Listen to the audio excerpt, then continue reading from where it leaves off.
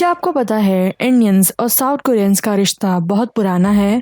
Yes guys, 2000 years पहले princess सूर्यरत्ना of Ayodhya, जो कि फिलहाल अयोध्या के नाम से जाना जाता है, और कोरिया के किंग किम सूरो की शादी हुई थी। और इन लोग की जो मैरिज है किसी फेरी टेल या फिर किसी इंटरेस्टिंग स्टोरी से कम नहीं है, बिकॉज इसके कुछ एलिमेंट ही ऐसे हैं।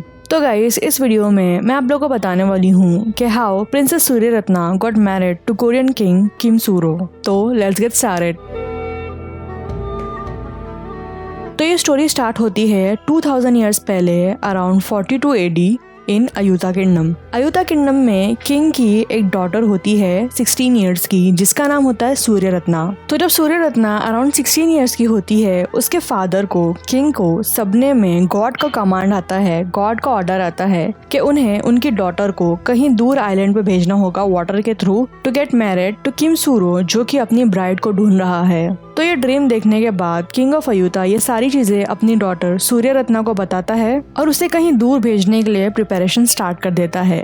तो इस प्रिपरेशन में वो उसके लिए एक बहुत ही बड़ी शिप प्रिपेयर करता है, इंक्लूडिंग 20 स्लेव्स और ऐसी चीजें जो वो लोग किंग सूरो को ऑफर करने वाले थे, लाइक गोल्ड, सिल्वर, बहुत सारी ज्वेलरीज, टेबलवेयर और सिल्क रॉकेट्स। तो ये सारी चीजों को शिप में रख के प्रिंसेस सूर्यरत्ना को सी ऑफ किया गया ताकि वो साइलेंट पे जाके किम सूरो से शादी कर पाए। तो ये टाइम होता है अराउंड 13th सेंचुरी। तो 13th सेंचुरी में किम सूरो को एक बहुत ही लेजेंड और हीरो किंग माना जाता था, बिकॉज वो गाया का फाउंडर था। जो लैंड पे वो फिलहाल रूल कर रहा है उसे गाया बोला जाता था।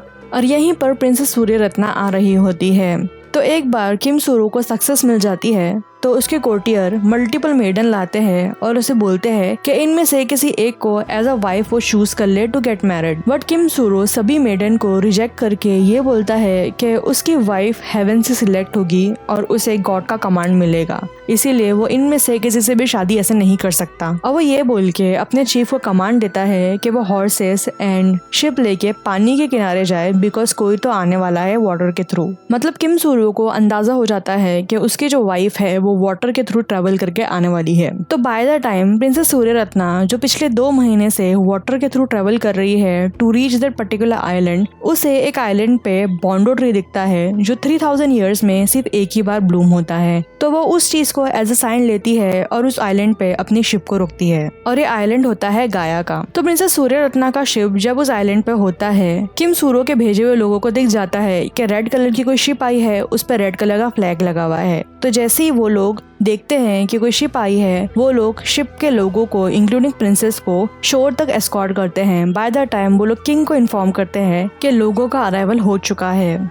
तो एक बार जब प्रिंसेस आ जाती है शोर तक, किंग सूरो ऑर्डर देता है प्रिंसेस को उसके रॉयल पैलेस तक एस्कॉर्ट करने के लिए। बट प्रिंसेस इस ऑर्डर को रिजेक्ट कर देती है, ये बोल के कि वो स्ट्रेंजर्स के साथ पैलेस तक नहीं जाएगी। इसीलिए वहीं पर उन लोगों के लिए टेंट लगाया जाता है और किंग सूरो प्रिंसेस से आके वहीं मिलता है। तो जब फर्स्ट टाइम दोनों एक दूसरे के आमने सामने आते हैं, किम सूरो प्रिंसेस को बोलता है कि उसे पता था कि वो आने वाली है and she is going to get married to him, इसीलिए उसने आज तक किसी से शादी नहीं की।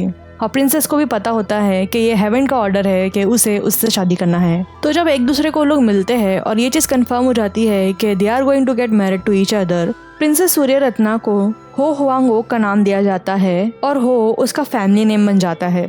तो गाइस, इस तरह कोरियन किंग किम सूरो की शादी होती है हो हुआंग, जिसका नेटिव प्लेस होता है इंडिया। तो आफ्टर गेटिंग मैरिड, किंग और क्वीन के इन टोटल 12 बच्चे होते हैं, जिनमें से 2 बच्चों का सरनेम होता है हो, बिकॉज क्वीन ने किंग से रिक्वेस्ट की थी कि एटलीस्ट 2 बच्चों को उसका फैमिली नेम कैरी करने दें। तो बाकी के जो 10 होते हैं उनका सरनेम किम होता है एज इट इज।